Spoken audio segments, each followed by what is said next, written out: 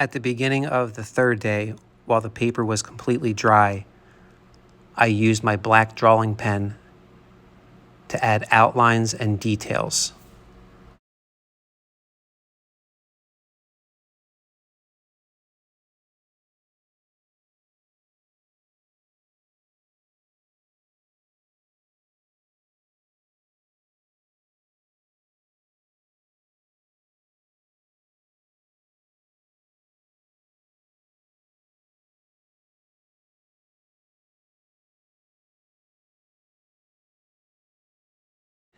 Now that I am finished with my black drawing pen, I can still go back and add a little bit more watercolor in a few more places.